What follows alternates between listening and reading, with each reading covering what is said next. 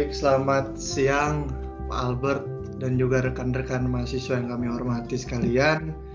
Pada kesempatan kali ini kami akan mempresentasikan visibility analysis kami, yaitu dari bisnis yang sudah kami buat ya. Jadi di sini ada saya Yol Victor bersama dengan rekan-rekan saya di sini ada Albert Arijaya, ada Brian Nathaniel Arnold, ada Felicia Feni Wijaya, dan juga Kathleen Orchid Jennifer Mandagi.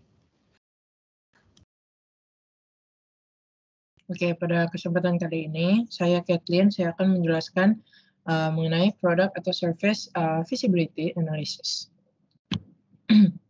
Nah, pada bagian pertama ini, produk atau service desirability ini merupakan suatu produk atau service yang kita ciptakan ini adalah suatu layanan yang belum ada di Indonesia, terutama untuk mahasiswa atau di lingkungan universitas. Jadi produk yang kami buat ini merupakan bisnis yang berada pada bidang educational technology yang disingkat sebagai EduTech. Dan EduTech ini merupakan suatu kombinasi menggunakan komputer dengan perangkat lunak untuk mendapatkan fasilitas para pelajar. Nah, layanan yang kami ciptakan ini kita beri nama ngotak.co.id. Jadi ngotak.co.id ini adalah suatu perusahaan yang bergerak dalam bidang edukasi digital yang menawarkan jasa untuk membentuk mahasiswa dalam mengerjakan tugas, khususnya kepada mahasiswa UPH. Nah, jadi sesuai dengan materi-materi yang ada pada mata kuliah ini, tujuan kami membuat ngotak.co.id ini sebagai bantuan dan untuk pembinaan dan juga target market kita, yaitu mahasiswa-mahasiswi UPH. Dalam memenuhi kebutuhan pembelajaran di luar kelas perkuliahan mereka. Nah, bisnis yang kami tawarkan ini, kami membuatnya dengan terdapat beberapa alasan. Mengapa kita menciptakannya? Karena pada hal ini sangat layak untuk membantu mahasiswa-mahasiswi UPH. Nah, karena mengapa kami menyampaikan seperti ini? Karena bisnis yang kami tawarkan ini sangat masuk akal dan sangat wajar untuk membantu para mahasiswa dikarenakan hal ini sangatlah layak untuk membantu para mahasiswa untuk mengerjakan tugas. Nah, yang kedua, ini dapat membantu mahasiswa-mahasiswi dalam mempersiapkan UTS atau UAS.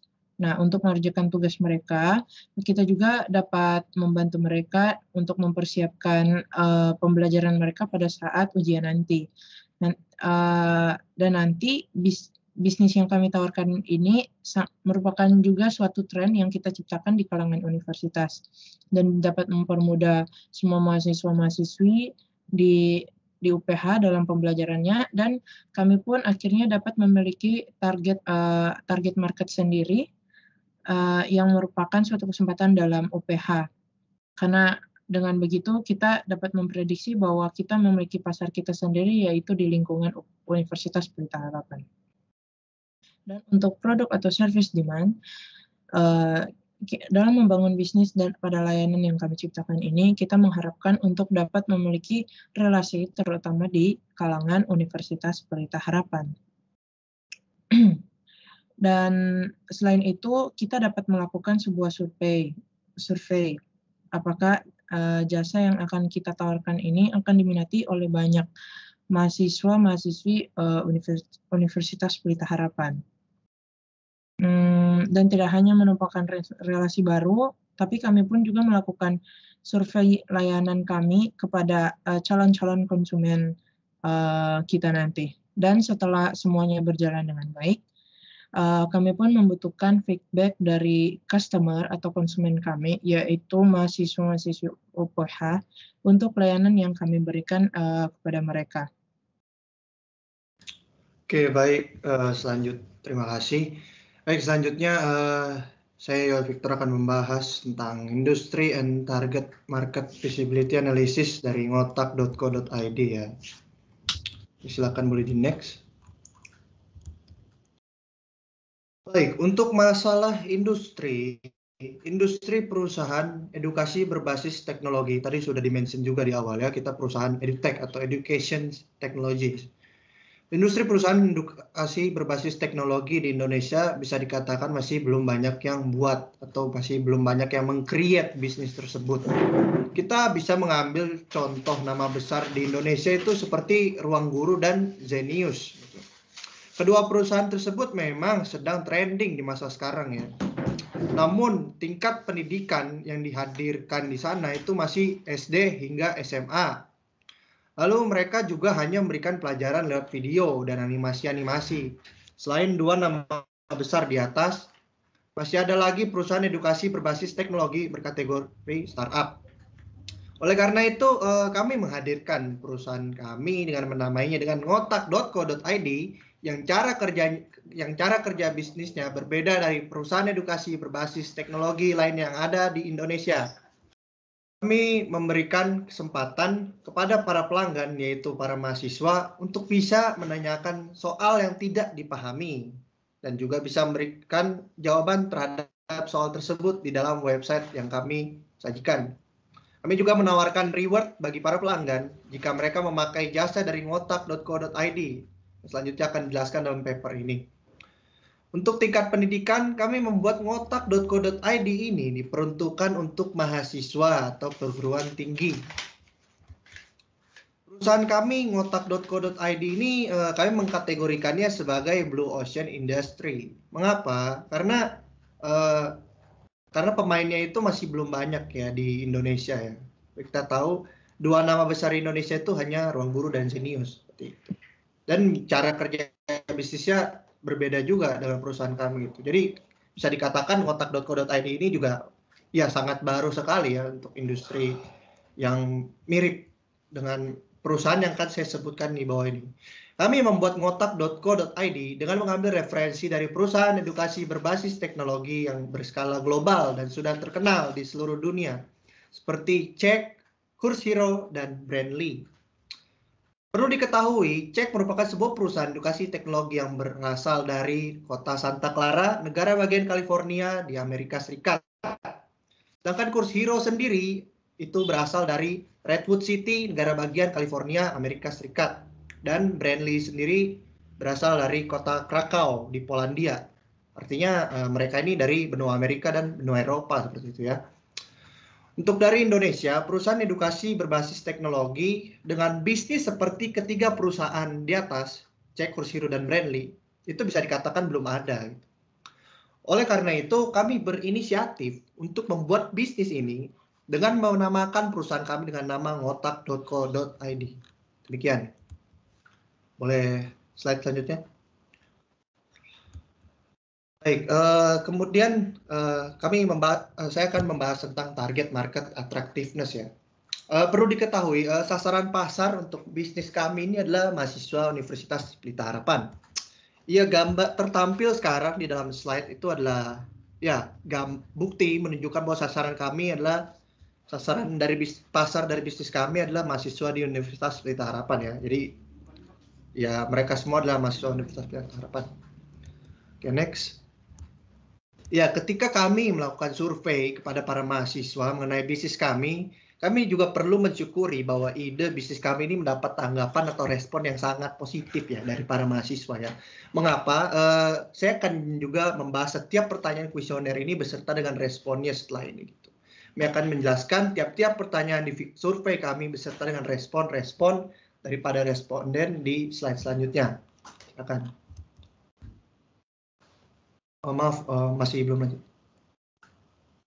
Oke, terima kasih. Oke, ini adalah pertanyaan kuesioner yang pertama, yaitu dengan pertanyaan saya sering mengalami kesulitan dalam mengerjakan tugas-tugas perkuliahan. Pada pertanyaan pertama, sebanyak 13 dari 30 responden atau dengan persentase sekitar 43,3% memberikan jawaban mereka di skala 5 atau sangat setuju. Dan bisa dikatakan bahwa mayoritas dari responden kami ini sangat setuju ya, bahwa mereka sering mengalami kesulitan dalam mengerjakan tugas-tugas perkuliahan yang diberikan kepada mereka. Selanjutnya pertanyaan kedua. Oke, kemudian pertanyaan kedua ini, pernyataannya adalah saya sering mencari bantuan ketika mengalami kesulitan dalam mengerjakan tugas-tugas perkuliahan. Nah, pada pertanyaan kedua ini sebanyak 17 dari 30 responden atau dengan persentase sekitar 56,7% memberikan jawaban mereka di skala 5 ya, lagi-lagi 5, sangat setuju artinya. Dan bisa dikatakan bahwa mayoritas dari responden kami sangat setuju bahwa mereka mencari bantuan ketika mereka mengalami kesulitan dalam mengerjakan tugas-tugas perkuliahan yang telah diberikan kepada mereka. Next, pertanyaan selanjutnya. Nah, ketika ditanya apakah mereka pernah menggunakan jasa dari perusahaan edukasi berbasis teknologi, 50% responden kami atau 15 orang itu memberikan jawaban mereka di skala 4. Itu sering ya. Dan bisa dikatakan bahwa ya mereka-mereka ini ya sering menggunakan jasa dari perusahaan edukasi berbasis teknologi.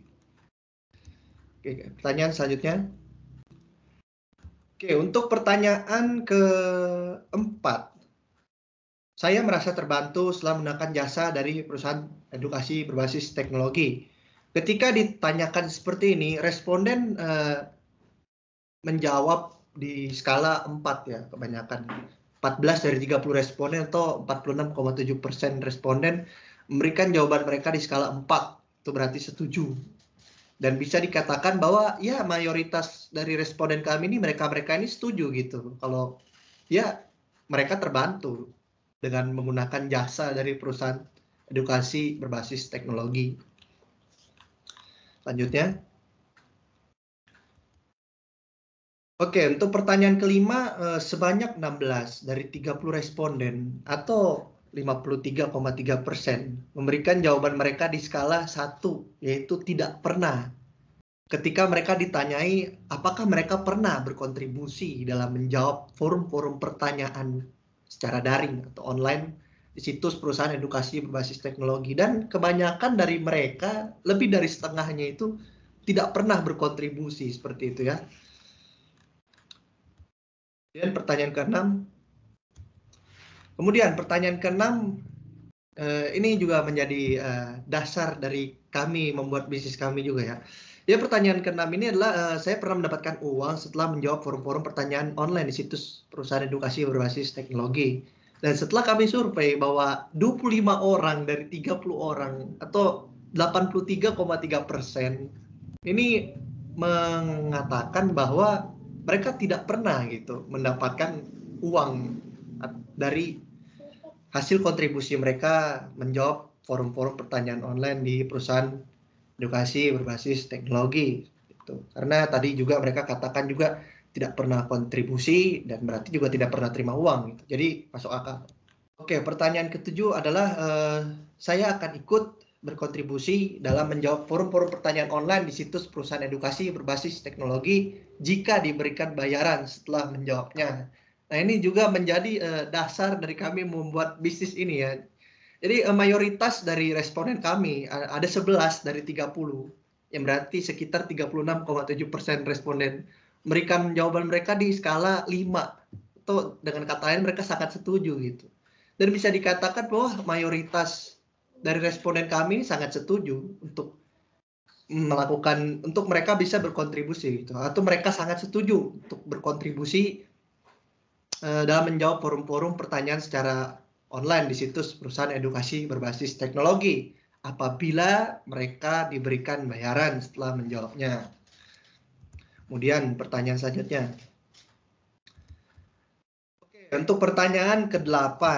Nah, di sini 18 dari 30 orang responden atau presentasinya 60% memberikan jawaban mereka di rentang harga 100.000 hingga 149.000 rupiah. Ketika mereka ditanyai berapa harga yang cocok nih untuk membayar subscription dengan masa berlaku 1 bulan untuk berlangganan perusahaan edukasi berbasis teknologi, ya mereka menjawab di rentang harga 100.000 hingga 149.000 rupiah. Dan ya bisa dikatakan kami bisa menyimpulkan bahwa ya mereka pasti akan merogoh kocek di rentang harga tersebut untuk masa berlaku 1 bulan. Kemudian pertanyaan Selanjutnya. Dan ini juga akan menjadi pertanyaan terakhir ya di sesi target market attractiveness. Yaitu tadi untuk waktu 1 bulan, sekarang waktu 1 tahun. Nah, mayoritas dari responden, 70% responden ya, artinya 21 dari 30 orang memberikan jawaban mereka di rentang harga 1 juta hingga 1.399.000 rupiah. Dan kami juga bisa menyimpulkan berarti untuk sebulan mereka merogoh kocek sebesar ya di angka 100 hingga 149.000. Nah, itu untuk waktu 1 bulan. Sedangkan untuk 1 tahun ya mereka akan bisa mengeluarkan uang di rentang harga 1 juta sampai 1.399.000 seperti itu. Untuk berasa berlaku 1 tahun. Nah, dengan demikian atas respon-respon yang diberikan oleh para responden kepada kami memutuskan untuk membuat bisnis ini, tongotak.co.id ini ya, dengan menghadirkan inovasi-inovasi baru berupa perusahaan edukasi berbasis teknologi buatan Indonesia yang memberikan kesempatan kepada para pelanggan agar bisa memperoleh uang dari situs kami dengan cara yang benar tentunya, yaitu dengan menjawab setiap forum-forum pertanyaan di website kami. Nah, setelah mereka menjawab, mereka akan mendapatkan reward berupa XP atau bisa juga poin. Nah, dari XP atau poin tadi, mereka akan diberikan 2 opsi. Opsi pertama adalah mereka bisa memperpanjang masa berlaku subscription mereka di ngotak.co.id. Namun dengan catatan, opsi ini hanya berlaku bagi para pelanggan yang sudah membayar subscription untuk berlangganan di ngotak.co.id. Artinya kalau tidak bayar subscription, ya tidak bisa mendapatkan fitur itu. Adalah mereka bisa menarik sejumlah uang tunai. Istilahnya mereka akan mendapatkan royalti mereka gitu atau hak mereka ya. Berdasarkan reward XP atau poin yang sudah mereka peroleh selama mereka berkontribusi menjawab soal-soal di ngotak.co.id. Artinya mereka setelah jawab, mereka dapat poin, mereka kumpul-kumpul itu ya mereka bisa tarik uang sejumlah reward yang mereka dapatkan, poin yang mereka dapatkan gitu selama mereka mengakses layanan ngotak.co.id. Nah, nantinya mereka akan menerima uang tersebut entah di rekening bank mereka ataupun di aplikasi uang elektronik yang mereka pakai seperti itu. Oke, sekarang di bagian organisasi feasibility analysis, silakan next. Dan di sini kita masuk ke dalam bagian feasibility analysis di bagian organisasi. Dan di atas ini organisasi kita terbagi menjadi 4, yaitu di bagian keuangan, programmer, media promosi, dan tenaga kerja pendidikan. Di bagian keuangan di sini kita mengatur keuangan yang dari hasil langganan yang dilakukan oleh konsumen kita, yang itu sebagai tanda pemasukan dan pengeluaran yang kita lakukan sebagai berupa gaji yang kita bayarkan atau sejenisnya. Dan di bagian programmer, di sini kita menggunakan jasa programmer dikarenakan kita membutuhkan di mana server kita perlu dilakukan perubahan atau perkembangan dan melakukan servisnya. Di dalam media promosi ini kita tentu membangun satu usaha ini kita membutuhkan promosi terhadap barang kita, apakah nanti ke depannya akan lebih maju atau gimana, dan menyebarluaskan usaha-usaha kita disekelilingi di mahasiswa UPH. Dan di bagian tenaga kerja pendidikan, kita menggunakan tenaga kerja pendidikan yang memiliki gelar minimal S1 yang digunakan sebagai yang akan mengajar atau memberikan jawaban-jawaban dan menjawab semua pertanyaan yang diberikan oleh konsumen kita. Dalam keempat ini, kita diatur dalam satu manajemen. Dalam satu manajemen ini, kita mengatur cara kerja yang baiknya buat ke depannya. Dengan 3 organisasi ini, maka dari 3 organisasi ini harus siap mengikuti program kerja kita yang kita inginkan. Next. Selanjutnya saya akan menjelaskan tentang financial feasibility analysis. Di sini ada 3 bagian. Yang pertama yaitu total startup cash needed, similar business financial feasibility, dan juga overall financial statement. Yang pertama ada total startup cash needed, ini adalah jumlah biaya yang akan kita keluarkan untuk membangun perusahaan kita.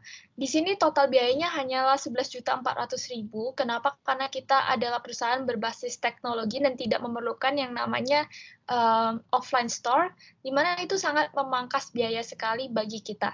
Sehingga total rinciannya ada di 10 juta untuk pembuatan website secara lengkap, yaitu pembuatan website, content management system, website hosting, dan juga domain name. Karena kita menggunakan .co.id. Yang kedua, kita ada biaya maintenance website per bulan sebesar 900.000 dan juga pemasaran secara daring per bulan 500.000. Bisa dilanjutkan ke Brian. Ya, jadi sekarang saya akan melanjutkan penjelasan dengan financial feasibility of similar business. Nah, jadi saya akan menjelaskan ya, penjelasan mengenai performa-performa dengan bisnis yang serupa dengan kita. Nah, tentunya bisnis-bisnis ini yang ada di bawah ini, skalanya itu tidak sebanding ya dengan kami, karena ada yang sudah berusia lebih dari 10 tahun, dan mereka sudah melakukan banyak penaikan modal gitu. Tapi dengan ngotak.co.id yang bergerak di industri yang blue ocean, kita juga berharap untuk bisa menjadi besar suatu hari, seperti bisnis berikut. Nah, bisa di next. Kita akan ke bisnis yang pertama, yaitu cek. Oke. Jadi data-data ini kita dapat dari riset, dan kita dapat pada tahun 2020 net revenue dari yang dihasilkan dari cek adalah sebesar 627 juta US dollars, atau kalau dikonversi menjadi 8,98 triliun ya. Jadi sangat fantastis penghasilan mereka. Terus mereka juga ada data service revenue yang mereka hasilkan adalah sebesar 508 juta US dollars, atau dirupiahkan menjadi 7,2 triliun. Nah, gross margin mereka itu sebesar 68% ya. Jadi gross margin adalah penghasilan dikurangi beban, dibagi pendapatan juga. Nah, terus active subscriber yang ada pada cek sekarang ini sebanyak 3,7 juta orang di seluruh dunia. Dan net worth dari cek ini dihargai sebesar 12 miliar US dollars, atau sekitar 172 triliun. Nah, ini angka dari Forbes, dikutip dari Forbes ya. Jadi angka-angka ini semua akan naik, dan diperkirakan pada akhir tahun 2021 net revenue dari cek ini menjadi sebesar 775 juta, atau sekitar 11 triliun, yaitu merupakan 23% peningkatan dari tahun ini. Nah, ini diperkirakan karena banyaknya faktor-faktor dari pendidikan online ya, seperti banyaknya permintaan siswa di seluruh dunia, di mana mereka semua ini lebih berbasis online. Mereka membutuhkan banyak materi online, dan mereka membutuhkan banyak bantuan, dan mereka akan menggunakan platform-platform online seperti Cek, Course Hero, dan Brainly. Kita ke perusahaan selanjutnya, yaitu Course Hero. Nah, Course Hero ini juga mirip dengan Cek ya, tapi jadi dia merupakan pesaing juga, tapi dia skalanya itu lebih kecil. Jadi pada tahun 2020 net revenue yang dihasilkan itu lebih dari 100 juta ya, atau sekitar 1,4 triliun. Nah, active subscriber-nya tidak sebanyak cek, yaitu sebanyak 1 juta orang di seluruh dunia, dan net worth-nya itu sebesar 1,1 miliar US dollars, atau sekitar 15 triliun rupiah. Nah, jadi mereka juga bisa mengumpulkan modal di modal seri B mereka sebesar 40 juta triliun. Jadi perusahaan-perusahaan ini banyak melakukan pengumpulan modal untuk penanaman modal untuk mengembangkan aset mereka juga. Dan pada tahun 2019, Course Hero juga berhasil menggabungkan diri mereka menjadi Unicorn Club gitu. Jadi mereka berhasil bersatu dengan perusahaan-perusahaan besar seperti Coursera dan Duolingo gitu. Oke, kita bisa ke perusahaan selanjutnya, yaitu Brainly. Nah, Brainly ini saya yakin banyak dari kita yang pernah pakai ya. Jadi, tapi bentuk bisnis model dari Brainly ini agak sedikit berbeda dari Cek dan Course Hero, karena Brainly lebih banyak menerapkan konsep forum, atau di mana kita bisa menanyakan pertanyaan secara gratis dan kita bisa melihat itu. Tapi garansi untuk jawaban yang lebih akurat itu lebih sedikit kemungkinannya. Nah, pada year 2020, net revenue yang dihasilkan dari Brainly itu sebesar 60,9 juta US dollar, atau sekitar 873 miliar rupiah. Nah, earnings per employee-nya, kita juga mendapat data bahwa per pekerja di Brainly itu bisa mendapatkan hingga 145.000 US dollars, atau sekitar 2,1 miliar per tahunnya, per tahun 2020. Dan active users di seluruh dunia ini mencapai 350 juta orang. Nah, dan total equity atau modal yang dikumpulkan sudah sebesar 68,5 juta atau sekitar 981 miliar.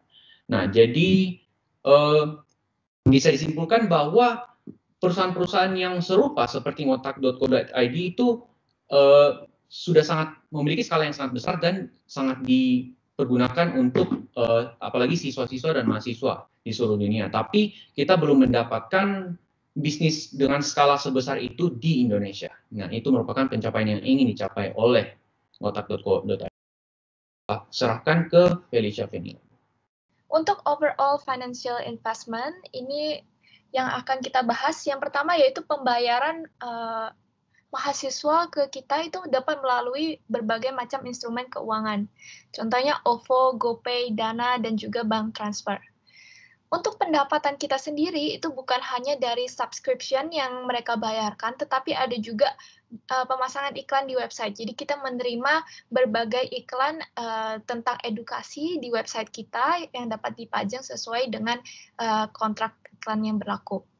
Dan yang terakhir kita ada biaya pertanyaan forum. Biaya pertanyaan forum ini bagi mahasiswa yang tidak ingin melakukan subscription dan hanya ingin mencoba. Jadi sekali untuk ngepost satu forum itu dikenakan biaya sebesar Rp7.000. Dan untuk meraup berbagai mahasiswa, kita akan melakukan promo-promo di batch 1, batch dan batch 2. Di mana batch 1 kita akan melakukan promo potongan sebesar Rp250.000 sehingga hanya perlu membayar sebesar Rp1.249.000 per tahunnya. Dan juga di batch 2 kita akan melakukan promo sebesar Rp1.374.000 harga per tahunnya, dan di batch 3 ini adalah harga normal kita yang yaitu sekitar Rp1.499.000 per tahun.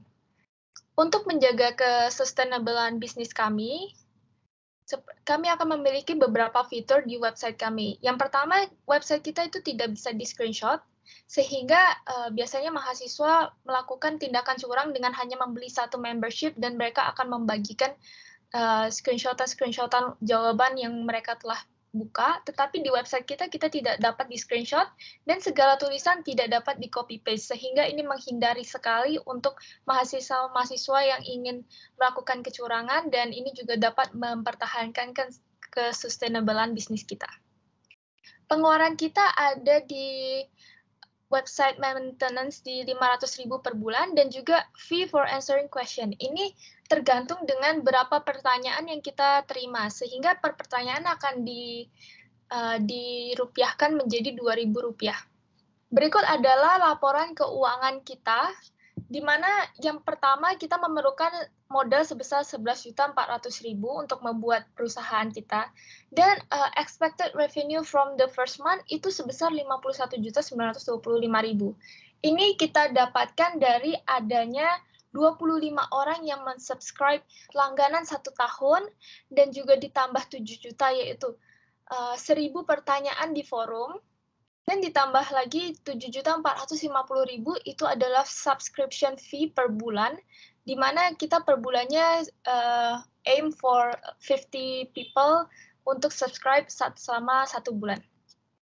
Dan expected expense for the first month itu ada di 8.500.000. Kenapa biaya expense kita sangat rendah? Itu dikarenakan kita berbasis online ya, sehingga hanya memerlukan Rp500.000 untuk maintenance website, ditambah juga dengan 2 juta. 2 juta ini adalah biaya yang kita keluarkan untuk para mahasiswa yang telah menjawab pertanyaan dari para temannya.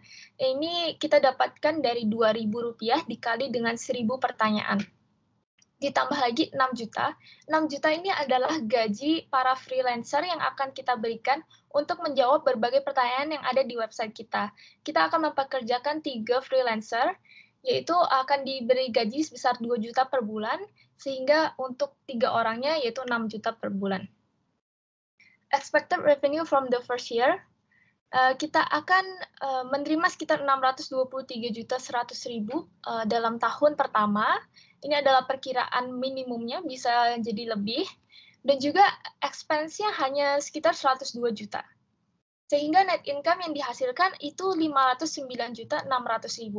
Net income ini dihasilkan dari revenue dikurangin expense, tapi juga dikurangin dengan total startup cash needed. Sehingga ini benar-benar net income yang bersihnya. Selanjutnya akan saya serahkan ke Brian.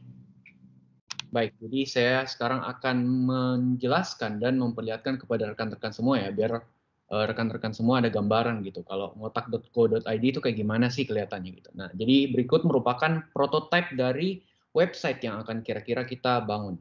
Ya, bisa next. Jadi ngotak.co.id ini berbasis website ya, berbasis online dan semuanya akan dilakukan di website ini di ngotak.co.id. Nah, ini jadi seperti tampilan website kita ini merupakan halaman about us gitu. Jadi ini merupakan halaman introduksi di mana mahasiswa-mahasiswa bisa mengenal tentang ngotak.co.id. Next. Nah, berikut merupakan halaman untuk service kita ya. Jadi service apa yang akan kita tawarkan? Jadi ada 3 yang bisa dipilih. Nah, yang pertama itu mahasiswa bisa menggunakan layanan forum untuk pertanyaan. Nah, jadi mereka bisa memilih itu. Terus mereka juga bisa mengakses pelajaran-pelajaran yang akan diakses dengan window mata kuliah gitu. Jadi mereka bisa memilih per mata kuliah dan untuk sekarang kita bisa fokus untuk manajemen dan keuangan dulu. Nah, terus ada juga window ketiga yaitu untuk mendaftar untuk menjadi seorang penjawab forum dan untuk menjadi pelanggan dari ngotak.co.id. Next. Nah, jika kalau diklik untuk pilihan ketiga tersebut, kita bisa masuk ke halaman berikut yaitu kita bisa punya pilihan untuk subscribe ke ngotak.co.id atau kita bisa mendaftarkan untuk menjadi freelancer kita gitu. Jadi untuk membayar pertanyaan, nah gitu. Oke, bisa next. Nah, berikut ini merupakan pilihan forum pertanyaan. Jadi pertanyaan ini kita juga akan bagi ya. Pertanyaan ini ada yang berbentuk pilihan ganda, ada yang berbentuk esai, dan ada juga yang berbentuk forum gitu. Jadi kita akan satukan per basis-basisnya. The next. Nah, ini juga ada mata kuliah. Untuk sekarang kita akan membuka untuk manajemen dan akuntansi dulu. Tetapi untuk kedepannya kita tidak menutup rencana untuk mengextend mata kuliah kita ke mata kuliah di luar bisnis. Next. Nah, jadi ini merupakan halaman untuk menampilkan subscription kita. Jadi pilihannya di pilihan pertama ada per pertanyaan, kita bisa nanya pertanyaan aja atau kita mau subscribe per bulan. Kita bisa subscribe per bulan atau bisa lebih murah bisa subscribe per tahunan gitu. Jadi mahasiswa kalau mau membeli dan subscribe kepada ngotak.co.id merupakan halaman ini. Bisa next. Nah, dan ini merupakan tampilan benefit-benefit ya yang bisa didapatkan kalau kita menjawab sebuah pertanyaan gitu. Jadi per pertanyaan kita bisa dapat 2.000 dan kita bisa mengumpulkan poin gitu yang bisa ditukarkan untuk subscription di ngotak.co.id. Next. Nah, ini merupakan tampilan halaman bantuan dan next. Nah, ini merupakan tampilan seperti apa kira-kira nanti forum pertanyaan yang akan diisi. Jadi ini merupakan sisi perspektif dari orang yang mau memasukkan forum gitu. Jadi akan ada pertanyaan di sini, kita sisa ngetik. Jadi kita mau nanya apa, nanti kita sisa submit dan bisa next. Nah, jadi nanti setelah kita submit akan muncul di forum dan bagi orang yang atau freelancer yang bisa menjawab. Nah, jadi tampilan jawabannya akan begini. Jadi ada pertanyaannya dan kita akan memberikan jawaban yang baik dan tepat. Tentunya jawaban ini juga akan di-review ya oleh pihak-pihak dari ngotak.co.id. Jadi sekian untuk tampilan dari prototipe ya. Jadi kira-kira kita semua akan dilakukan dengan berbasis website. Dan sekian juga untuk feasibility analysis kita dari kelompok 6 dengan produk ngotak.co.id. Semoga rekan-rekan bisa mendengarkan penjelasan kami dengan baik dan semoga kami juga merencanakan untuk melanjutkan ngotak.co.id ini di business plan nanti di UAS. Terima kasih untuk mendengarkan penjelasan kami.